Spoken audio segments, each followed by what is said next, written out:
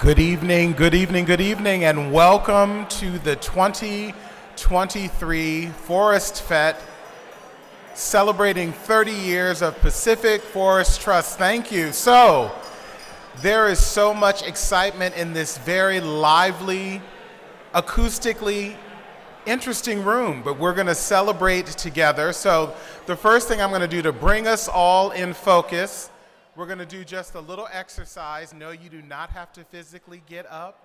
I know you are comfortably seated. You may be mid-chew, but we're going to have a little fun and come together. So when I say forest, you say fet. Are we ready? Forest. You can do better. Forest.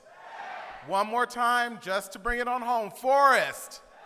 There we go. I am delighted to be joining you here. My name is Michael Tate, and some of you may recognize me having been in a very small square on your television or computer screen when we were in a different world last year or the year before. It's all a blur from 2020 to now, but I did this before in a virtual setting, and it was incredibly fun sitting in my bedroom with a very tidied up background and pajama pants. So I don't know what you were wearing when you saw me, but hopefully you were comfortable and had a wonderful time. But this is a very special Forest Fete. It is to celebrate the first 30 years and a thriving future, celebrating the 30th anniversary, and forests, I love this, as a treasure trove of biodiversity. That is a good marketing team telling truth, Laurie Wayburn. I'm looking right at you. So it is a wonderful time to be together, and I want to tell you that we have such a great evening planned for you that hopefully keeps you engaged, keeps you entertained, smiling, and I will confess, there will come a point where I will be amongst you with my handheld mic, and I will be soliciting funds from you in a warm, upbeat, just on the edge of being an appropriate way. So I hope you are ready to have some fun with me. So tonight's fete will include an opportunity, of course, to recognize and honor members of the PFT family with both the Outside the Box and Forest Champion Awards. You'll have a chance to get a sneak peek at the trailer of the soon-to-be-released documentary, Beyond the Trees, an opportunity to hear from our fabulous and distinguished keynote speaker, author Leila, and of course, we're going to have raising funds together, and just really a chance to do a little toe tapping at the end to the sounds of Bay Area music legends, the David Nelson Band Trio. So, all of this, friends, is being live streamed now. I'm not sure if anything is pointing on you, but I will wave at the scores of people watching us from their homes, and they are watching at forestfete.org. So thank you for joining us. So, as I start off, who's ready to have some fun tonight?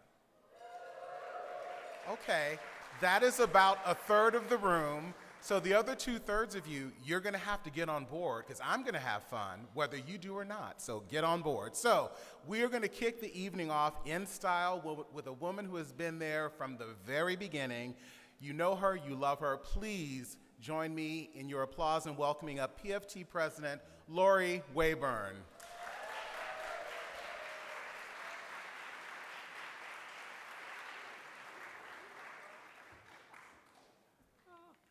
Oh my goodness, he caught me off guard. Welcome to Forest Fete 2023, and thank you for joining us. Oh my goodness, can I have the puppy dog? You told me he was social, but I didn't know he was that social. We are so happy to have you here with us celebrating our 30th birthday. But I want to start out with thanking you for being with us and thanking our two irrepressible and impressive impresarios of the evening tonight, Molly Moscone and Kevin Connolly, without whom this would not occur.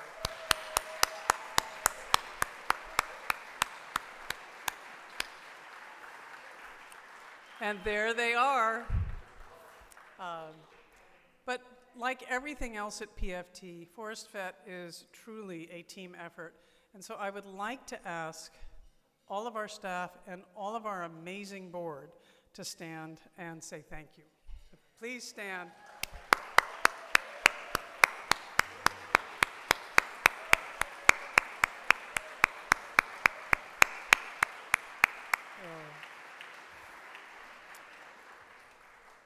So I also want to acknowledge our gratitude to all of those who have long cared for our forests before us and recognize that we are entrusted with carrying on and building on that knowledge and heritage. We are here in the land of the Ohlone people. We work throughout California and Oregon with all the indigenous peoples who have stewarded that before, and we are so honored to get to work with the present stewards of the lands in California and Oregon, and it is a real blessing to work with you. And I want to say thank you to all of those landowners with whom we work who are here with us tonight.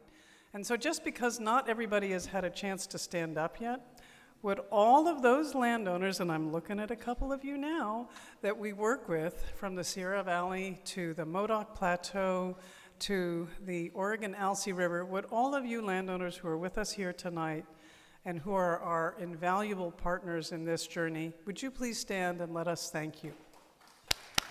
Come on, Cherry.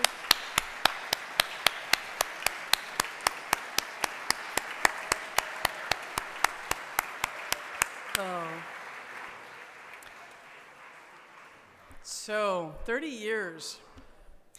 I don't know about the rest of you, but I can remember thinking, oh God, 30 is so old. It's so far away. And then you get there and you go, hey, this is pretty damn good. The best is yet to come, and that is certainly true for Pacific Forest Trust. And it is just the beginning for us. So I want to take a moment to walk the dogma with you after 30 years. What's PFT about? Why are we here? So seeing and focusing on the whole forest, including the trees, changing the tradition which saw the trees for the forest, we are about seeing the forests, including the trees. So we are about conserving and managing for whole forests. It's a very different way of thinking and acting than when you think that if you have trees alone, you have a forest. And why is that? Because forests are so much more than a place for purpose-grown trees and fiber. They are our treasure houses of biodiversity, they are our irreplaceable sources of water, and they are the foundation of a livable climate. So PFT's work is to develop and implement new approaches, incentives and markets to conserving forests for all their values, the whole forest, including and beyond the trees. But traditionally, and still dominantly, landowners are paid for two things with forests: timber products, the more the merrier, the sooner the better, or for converting their forest to becoming sprawl and mall. And this leads all too often to biological deserts of very, very young trees that are actually net emitters of carbon, or just no forest at all. The US alone loses 6,000 acres of forest a day. That is the state of Delaware every year. And that is why the loss and depletion of forests is actually the second most significant cause of CO2 emissions. Over 40% of the dangerous levels of excess CO2 in our atmosphere today come from forest loss and depletion. But the loss of our old and older forests here at home, just in California and Oregon, has led to a debt, a carbon debt of billions of tons of CO2. Because when you cut down a forest, roughly 2/3 of the CO2 that was in that forest is emitted within the next few years. So PFT's work to develop new incentives and markets, both public and private, pays landowners for what is irreplaceable and essential from forests, complementing what is incredibly useful from forests. And we pioneer those approaches here in California and Oregon, and they have subsequently radiated out across the country, and indeed in some cases across the world. We combine the forces of forests and finance to develop a new approach to how and why we manage our forests. It's really a profound shift from focusing on the trees and the timber products and thinking that those will always serve as a proxy for forests, and instead to managing for the whole forests, also having and providing the trees. So how? We take existing tools, just like timber harvest, and we turn them to a fuller purpose, leveraging known tools like conservation easements, which are voluntary, permanent agreements to conserve land, to guide forest management as well as stop development and fragmentation. And that's now a national standard, the national standard. We pioneered the inclusion of forests in climate policy, starting in California, and that's now a multi-billion-dollar market all over the United States that helps protect millions of acres of forest for climate benefits. We are now moving to drive truly significant funding to support a more profound change to make the whole forest and land sector a climate solution. And as they say, watch this channel. We've passed a law recognizing forests legally for their role in our water systems, creating a new funding and financing source. That's now law in 4 states. And we've worked with landowners large and small, from the indigenous with thousands of years of legacy to more relatively new landowners with hundreds or just a few years of legacy, to conserve at this point 350,000 acres. These, with their strategic locations, provide conserved, connected corridors across millions of acres and homes for about 800 species, give or take a couple. Most deeply important to me personally is the fact that we get to work with landowners who honor us with a commitment to be their partners forever in conserving their forests and managing for all their values. Now, every dollar invested in PFT has resulted literally in hundreds of thousands of dollars on the ground in working forest conservation. So from those tangible dollars to the priceless value of a livable future, that's a pretty good return on investment. So why does this matter now? Why is this not just history? Because conserving and restoring these private forests, which are 60% of the forests in the United States, is at the heart of solving our twinned crisis of biodiversity loss and the climate crisis. We will simply not succeed in the goal of saving our biodiversity, or indeed saving our planet, if we do not conserve our forests. Here at home, the vast majority of our endangered species are found in forests. It's not just a tropical issue. Forests are the largest, safest, and most expandable carbon sink. They are critical to our adaptation to this changing world, to our resilience in this changing world, and especially for water. So the need for our work has never been more evident or urgent. We are at a pivotal point.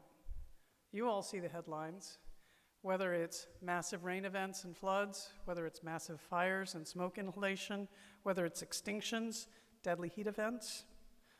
Frankly, it can be terrifying and depressing.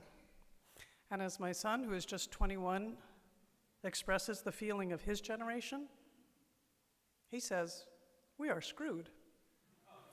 But we don't have to be. And that is my message to you tonight. Our work with forests gives us deep and deeper reasons for hope. You know, people love forests and trees. 93% of Americans love forests and trees. What gets the most bipartisan support in any congressional year? It's support for private voluntary land conservation. So in an era of extreme division, this is an extreme unifier. What we do brings people together. But we cannot keep doing what we've been doing at the scale that we are doing it. We must pivot and change our trajectory. We must move from being reactive, cleaning up after climate disaster, to being proactive, managing to heal our forests and conserve them to keep them working for us, not against us. The good news is, we know what we must do. We know how to do it, and we know it works. So just on 9,400 acres that PFT alone manages, just on 9,400 acres alone, we have doubled and tripled the carbon stores there in 20 years while still harvesting enough timber to build and frame, I should say, 20,000 homes and create 800,000 reams of paper, and supported well over 100 jobs. So, it is proven, it is safe, it is cost effective. Do I have your attention? It benefits communities and landowners alike. We can deliver both the kind of carbon gains and the broad climate gains that we need. The forests that we manage are safer, more diverse, more climate resilient, and far more carbon rich than 20 years ago. Now, in these next few years, scientists say we have less than 10. We must really ramp up the pace and scale of what we are doing, going from the hundreds to thousands of acres a year to tens of thousands of acres to the landscape. Working together, we can move this private forest conservation and management solution to the top of the list of tools to help solve the climate crisis. And in so doing, we will save myriad species from extinction. We will vastly improve our water security and our fire safety, and we will create a richer, safer, and more wondrous future in which my son will not say, "You guys screwed us." It's true. We have a job to do. So as they say, the forests are calling, the climate clock is ticking, and we must respond. So happy birthday, PFT. Here is to the next 30 years and to a thriving future. And thank you all so much for your support, because together we will do this. Thank you so much.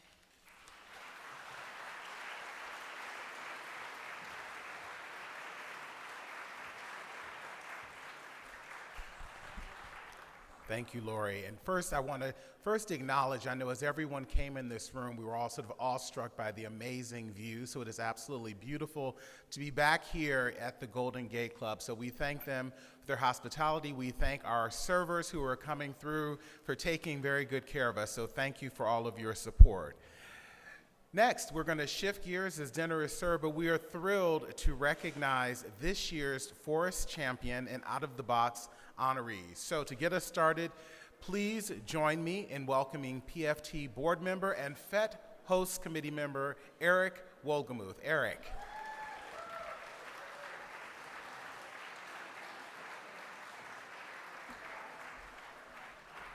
How's everybody doing? Awesome. My name's Eric Wolgemuth. I live in Portland, Oregon. I lead a nonprofit called Future 500 that seeks to build trust between companies and activists on social and environmental issues so they can progress collaborative solutions together.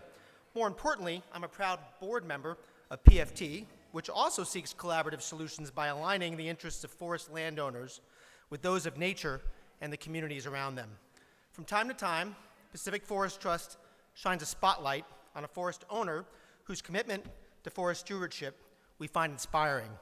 Tonight, it is my true honor to introduce you all to two such forest champions, Melissa and Mike Hagland. For over 30 years, the Haglands have been acquiring neighboring properties along the Alsea River in Central Oregon, not far from the city of Corvallis, assembling and managing a beautiful, environmentally significant property of over 1,100 acres. The Alsea River itself provides critical habitat for imperiled salmon and its surrounding forests, which are among the most productive on the planet, able to store massive amounts of atmospheric carbon while still yielding wood products for economic gain. The Haglands are guided by a vision of ecological forestry, using silviculture to restore formerly industrial monocultural timberland to its natural diversity. At the end of last year, the Haglands made the huge commitment to permanently conserve their land, generously donating a conservation easement to the Pacific Forest Trust. This easement will prevent the breakup of their place, restricts building, supports small-scale agriculture, and guides productive forest management to benefit threatened species, enhance biodiversity, and protect the Alsea River. Being a small timberland owner is always a labor of love with tremendous investments of TLC and money. The time frame of forests is much longer than most people can comprehend, yet the Haglunds are thinking of the future, laying the groundwork for a legacy that's going to benefit people, forests, and wildlife forever, and the communities that rely on them in partnership with Pacific Forest Trust. We hope other family forest owners will be as inspired as they are by their example. So please, let's give a rousing PFT welcome to Melissa and Mike Haglund.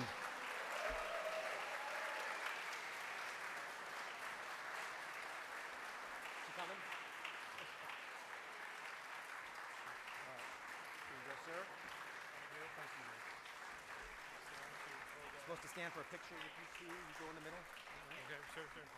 Picture. Okay. I want to say, on behalf of Melissa and I and our whole family, thank you so much for this recognition. And I want to point out that it was years in the making of this conservation easement, and it all began with the opportunity to have read Laurie, Wayburn, and Connie Best's book about how 60% of forest land in the U.S. is owned by private forest landowners. They're mostly folks in our age group who see the property go on to descendants who may not have the same views or desires, and it ends up being developed into higher and better uses. And the biggest thing that our conservation easement does, there are two really key facets to it. One is that, and our whole family was involved in this decision-making process, is it eliminated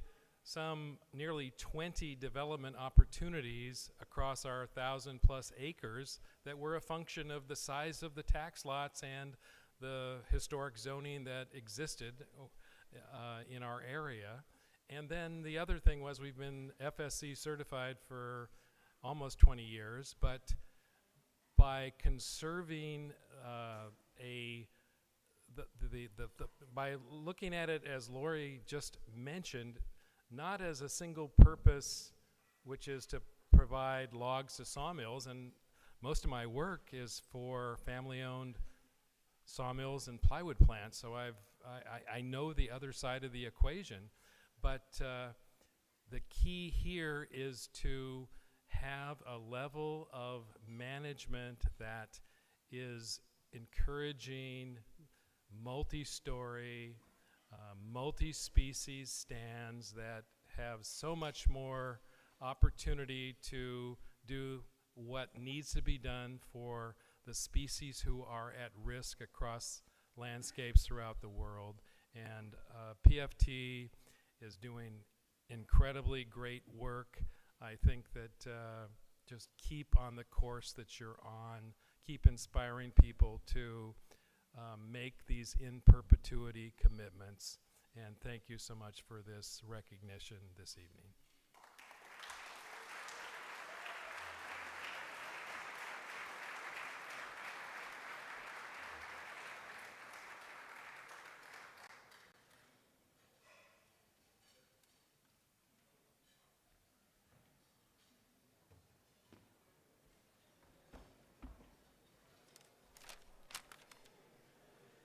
Hi there.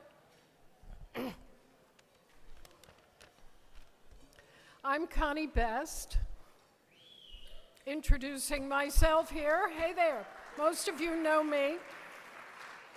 I'm co-founder of Pacific Forest Trust with Laurie Wayburn and currently serving as our senior strategic advisor. So you need advice from a senior?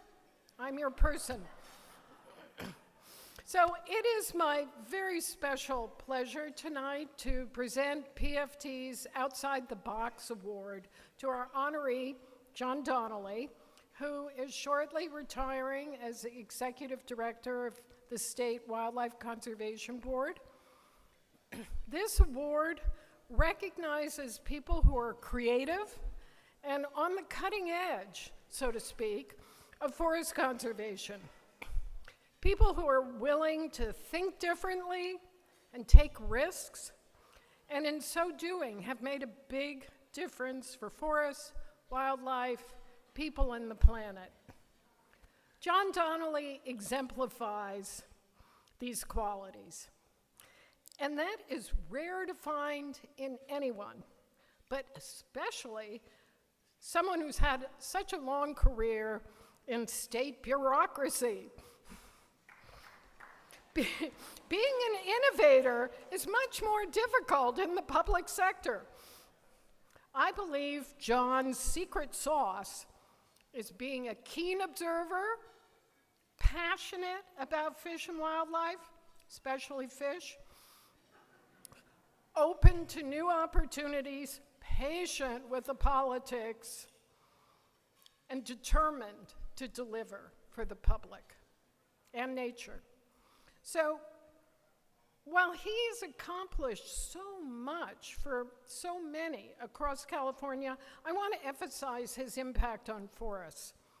Not long after John became executive director of the WCB in 2006, I met with him to introduce Pacific Forest Trust and the tremendous opportunities for large-scale conservation in partnership with owners of working forests. While an outside-the-box idea for some, what kind of conservation is possible with folks who fire up chainsaws? John immediately understood that privately owned working forests weren't just tree farms, but are actually important ecosystems with critical habitat that provide essential connections with public lands. Beginning that same year with PFT's first working forest conservation easement in the Mount Shasta headwaters region, by the way, the first one ever in this state in partnership with a large commercial timber owner, under John's leadership, the WCB embraced the conservation of productive forest land as key to protecting watersheds, wildlife, biodiversity, and people's livelihoods across Northern California. Since that first collaboration, the WCB has been our indispensable partner in securing the permanent conservation of 70,000 acres of private, productive forest land in California's headwaters. We wouldn't have done it without you. Assuring that these forests will always stay as forests and that their management by our landowner partners will restore and enhance outstanding biodiversity, water security, and climate resilience. That kind of risk-taking conservation investment by the WCB under John's leadership has yielded tremendous returns for the people and critters of California. So John, please come up here. Let's say thank you.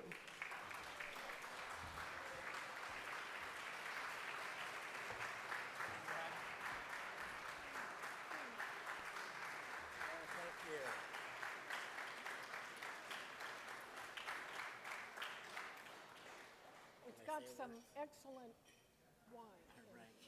Yes, please. Thank you, Connie, and thank you, and I'm humbled for this award tonight, and very kind of without words right now. But anyway, I do want to say it has been a pleasure, and congratulations on your PFT's 30-year celebration. WCB, in fact, celebrated our 75th anniversary just this past year, and we celebrated successfully with partnerships like we have with the Pacific Forest Trust. And Connie said a lot of things about me, but I think the ground and the people speak for themselves. And I think WCB, me, the rest of WCB staff, there's a couple here tonight, Rebecca Friss and Joe Navari, we would not be successful without the partnerships that the nonprofit organizations play in this world of conservation that we live in, that we support, and that we must do. But it's also the landowners that we all work with that is so important to affect the work that we all do. So, with that, Connie, I just want to say thank you. Laurie, thank you so much. It's been a pleasure working with you all for the last 27 years, because I was with WCB a little bit long before, becoming the AD, and I worked with you before that. But it's been a pleasure, it's been an honor, and thank you for this award.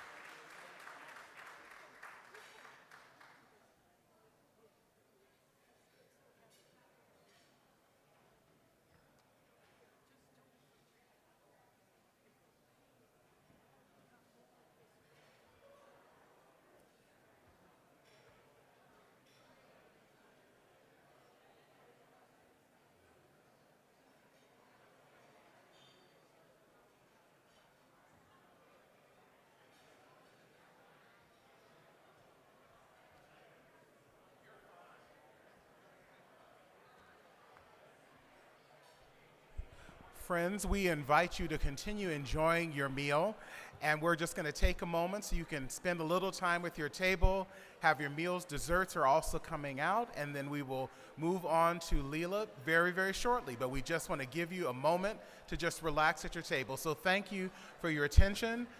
Again, our congratulations to our award winners, and we will be back shortly. Thank you.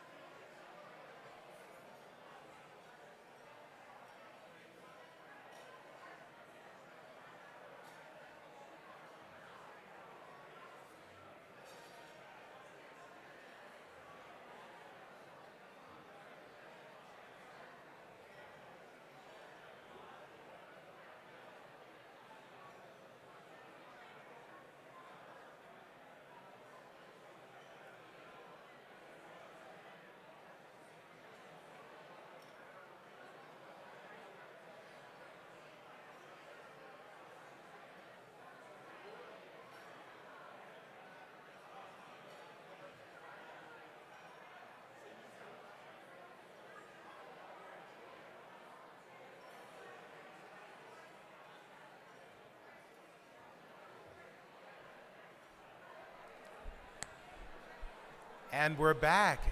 Thank you so much for indulging that pause. I'll invite you all to just bring it down to a dull roar as we're about to have our featured speaker. As we get to that point, I would like to make an announcement. We have some wonderful, wonderful news from our online viewers. I don't know exactly how many folks are watching, but we already have received around $10,000 from our folks watching on the live stream. So that is a round of applause, and they're not experiencing this wonderful dinner and this atmosphere here at the Golden Gate Club. So we thank you, our live stream viewers. So now it is my great pleasure and honor to introduce our featured speaker of the evening. Leila Phillip is an English professor at the College of the Holy Cross in beautiful Worcester, Massachusetts. I love Worcester, Massachusetts. She teaches in the Environmental Studies program there. Professor Phillip is an award-winning author, and her latest book, Beaverland: How One Weird Rodent Made America, will be available for purchase and signing tonight following our program. So please, if I could ask you to draw your attention to the front of the stage and welcome Leila Phillip. Leila.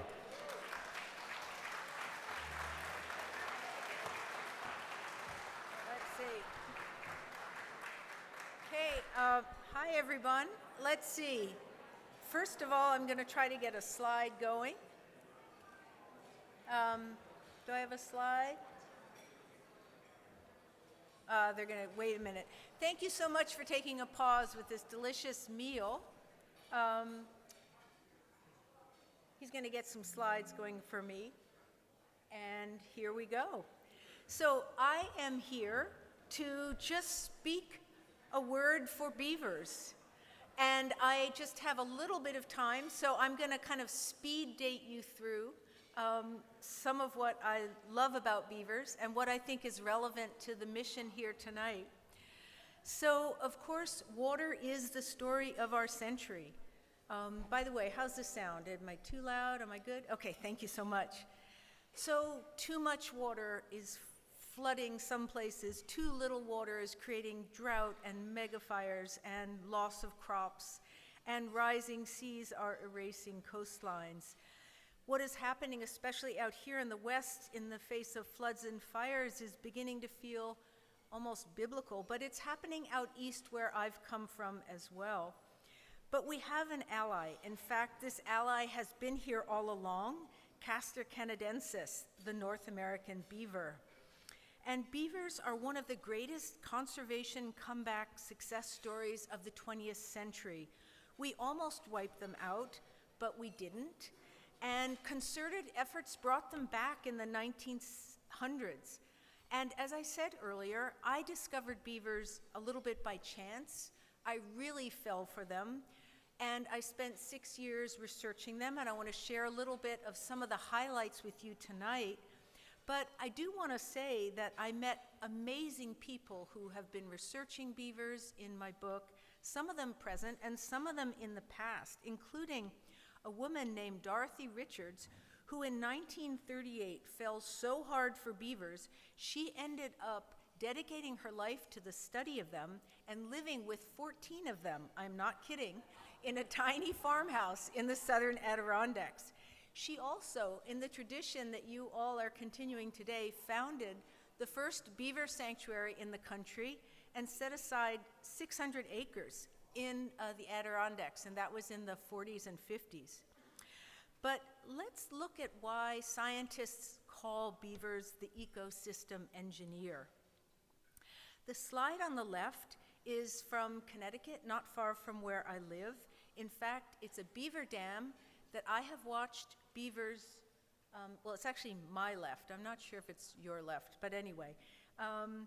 It's a beaver dam that I have watched beavers making in 14 weeks this spring. And the slide on the right is a succession of beaver dams out in Wyoming. And both slides show what beavers do.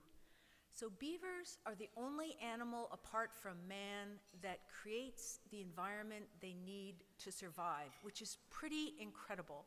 They create their habitat. And lucky for us, beavers need water.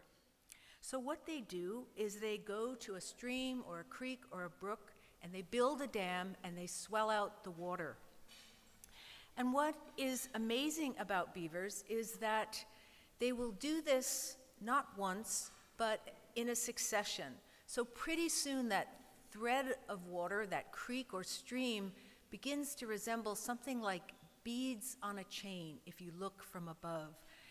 And one of the ideas that I wanted to share with readers that I learned researching Beaverland is that a beaver pond is never just the water you can see. In fact, and as I put on this slide, I went a little science geek on you here in this moment. The average beaver pond out east anyway is about 1 million gallons of water that you can see, but it actually holds at least 3 times as much water underneath. So underneath every beaver pond that you see is a vast sponge of water that is not visible to the eye. And that starts to become an amazing amount of water when you think of a succession of beaver ponds along a river, as you see in that slide. So we don't know why the first beaver built the first dam. We don't even understand fully how beavers do this, but we do know that beavers are brilliant at building and that their dams prevail. So the largest animal construction on the planet, as seen from satellite, is a beaver dam in northern Alberta, and it's 2,790 feet, and it's almost 100 years old.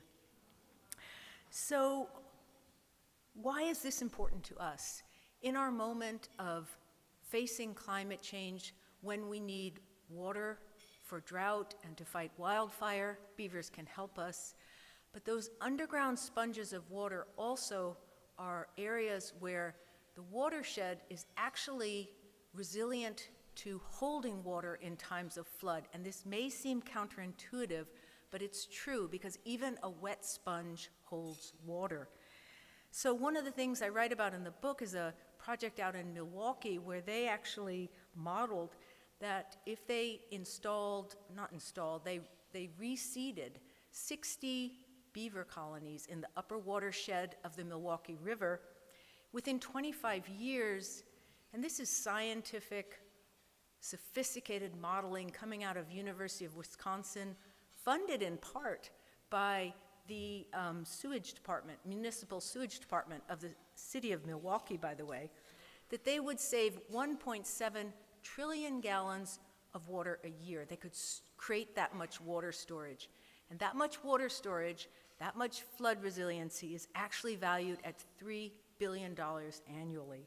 So beavers are really starting to wake people up because they are there working for free and they're creating tremendous amounts of flood resiliency and water storage if we harness them. Similarly, in the Chesapeake, I write about another project where a visionary environmental restoration company is harnessing what beavers do to cleanse water, because the Chesapeake is an area that is really troubled with pollution. So those big sponges that I talked about underneath the beaver ponds also cleanse water. You might think of them as huge coffee filters throughout the land. And they are building BDAs, or beaver dam analogs, throughout the watershed along the stream system with the motto, if you build it, they will come. So they're trying to bring beavers, and because you cannot relocate beavers in the east, unlike out here in the west where you can actually relocate beavers. So in Milwaukee, they're thinking, you know, you have a storm coming, you put shutters on your house. We know floods are coming, we need beavers in the watershed. It's pretty straightforward. But there's another value that beavers bring. As I said, I'm really working quickly here. I have so much more to say, and we could talk afterwards, but I just want to very quickly go through some highlights. In this slide, where you see a beaver-altered wetland, you can see the water moving laterally. This is an area where the beavers have worked the stream, and you can see the connectivity of water and land. And when water starts to spread out over the land like this, it doesn't just hydrate it, it also brings a huge amount of biodiversity. And this is something that I want to talk about, because throughout the millennium, beavers were throughout North America in every continent. Beavers really made America.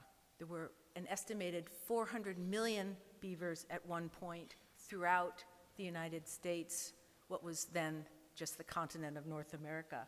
So this is an example of the Sharps wildfire out in Idaho. This is after the wildfire's gone through, and you see that green? Guess who's there? Yep, beavers.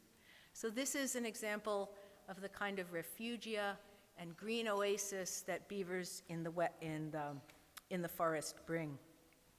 So just finally, I want to say a quick image of biodiversity out east. This is the beaver pond that I've been monitoring, where I watched beavers within 14 weeks pond and build a beaver dam. And it's a wonderful story, because one of the myths of beavers is that they take down a lot of trees. They impounded something like 9 million gallons of water by taking down actually just 3 native birch. And here she is. There are 2 beavers doing this work. What's really exciting, I just want to leave you here, they're now building a lodge. And the story's not over yet. We're not sure if they're going to truly figure it out. They're probably 2 years old. But just want to leave you with this image and say one final thing. Beavers are a tremendous story of hope, because they are a North American climate action plan ready to be put to use. But also, I think we can learn from them. In the situation that I just described out east, where beavers were ponding, they had to move because the landowner broke their dam, because he didn't understand that he was putting the beavers at risk. But I gave him a copy of Beaverland, and he read it, and he said, oh my gosh, I didn't mean to kill the beavers. And now he's putting in a pond leveler. He's gaining biodiversity. When the droughts come this July, his land is going to be hydrated. It's a win-win all around. So thank you very much. We really can have Beaverland.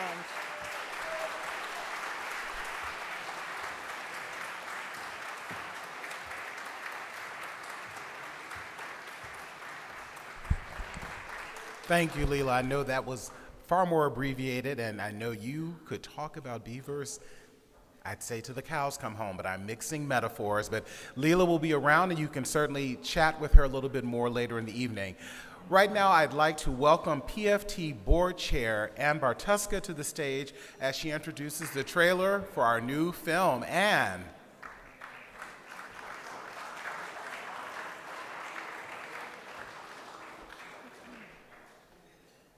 So as an Easterner, I've got to say, Leila's got the story exactly right. We love them up in the upper Potomac watershed.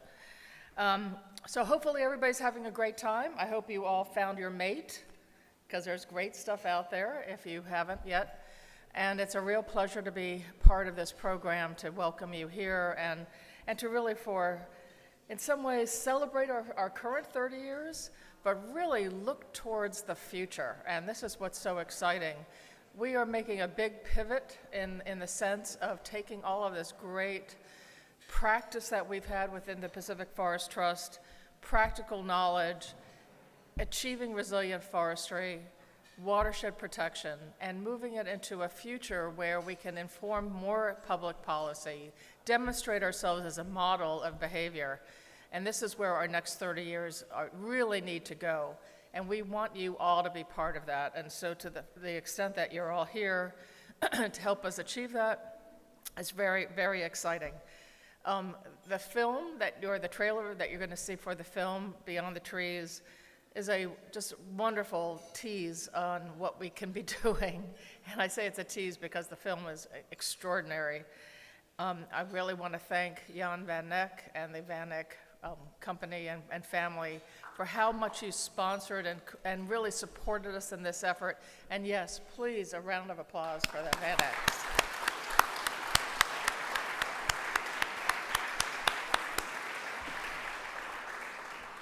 So I don't want to stand here and belabor the point between the raising of the paddles and the film, but I do want us to really come together in terms of thinking about our future and the opportunities that we have to bring Pacific Forest Trust into a whole new sphere of and opportunities of demonstrating what we can do to really achieve forest resilience as well as climate response and the opportunities through practice, and that is what is the extraordinary thing. So I'm hoping that everybody raises those paddles and help us get there, and also help us support the communications effort that we really want to promote to demonstrate to other regions, to other organizations, it can be done. And we have been able to do that. So I'm going to keep my remarks short at that point and turn it over to the good stuff, which is both the film and the money. So we'll see how we go from there. So thank you all for being with us tonight.